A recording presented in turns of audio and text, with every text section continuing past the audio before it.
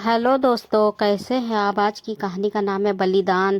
दिन भर की थकान से टूटी हुई सुमन जैसे ही अपनी झोपड़ी में दाखिल हुई, उसके सामने बैठे उसके शराबी पति रामू ने जोर से कहा, आ गई, चल जल्दी से 20 रुपए निकाल, 3 दिन से गला सूख रहा है। सुमन ने चुपचाप पानी पीने के लिए कदम बढ़ा ही थे कि रामू फिर से चिल्लाया, सुनती नहीं है, जल्दी कर, पैसा दे। सुमन ने शांत स्वर में जवाब दिया, मेरे पास पैसे नहीं है। रामू का चेहरा गुस्से से लाल हो गया। उसने गरजते हुए कहा, झूठ बोल रही है, सारा दिन बाहर रही और कह रही है कि पैसे नहीं है। ठीक है, 10 रुपए ही दे दे, कहीं से तो 2 घूंट लेकर पी लूँगा। सुमन ने फिर से वही बात दोहराई, मैंने कहा ना, आज काम नहीं मिला। ये सुनते ही रामू का गुस्सा 7वें आसमान पर पहुंच गया। उसकी मर्दानगी को जैसे किसी ने चुनौती दे दी हो। वो उठा और अंदर छिपा हुआ उसका क्रूर रूप बाहर आ गया।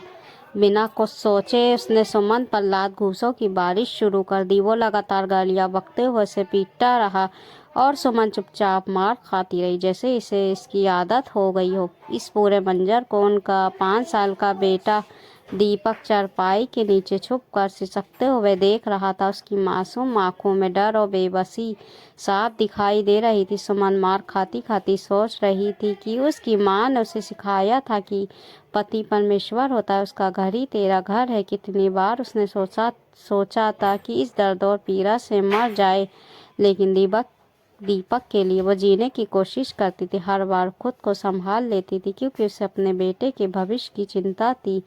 4-5 घंटे तक रामू के पीटने के बाद जब वो थक गया तो बड़बड़ाते हुए सो गया। सुमन रात भर दर्द और आंसुओं में डूबी रही, अपनी किस्मत को कोसती रही। सुबह जब सूरज की किरणें झोपड़ी के भीतर आई तो दीपक धीरे से अपनी माँ के पास आया और बोला, माँ, आज मैं स्कूल नहीं जाऊँगा। सब ने अपनी फीस जमा कर दी, लेकिन मेरे पास नहीं है। कल मास्टर जी ने मुझे मुर्गा बनाया था, आज वो मुझे मारेंगे। सुमन ने अपने बेटे की उदास आंखों को देखा और उसका दर्द महसूस किया। उसने अपने पेटीकोट के पल्लू से 20 रुपए निकालते हुए कहा, मेरे लाल, तू स्कूल में ना पिटे इसलिए तेरी माँ रात भर पिटती रही। ये ले, अपनी फीस जमा करवा दे।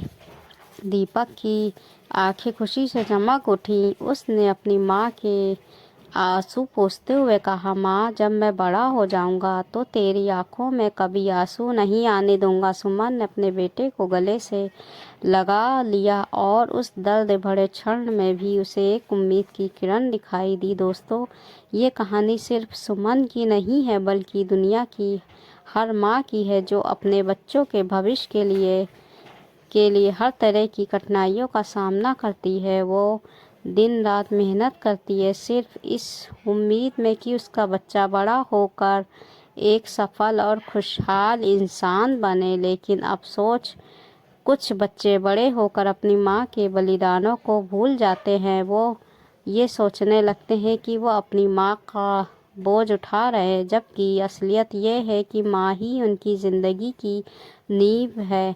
उन्होंने उन्हें 9 महीने अपनी कोख में रखा, फिर सालों तक उन्हें अपनी गोद में संभाला और जीवन भर उनका साथ दिया।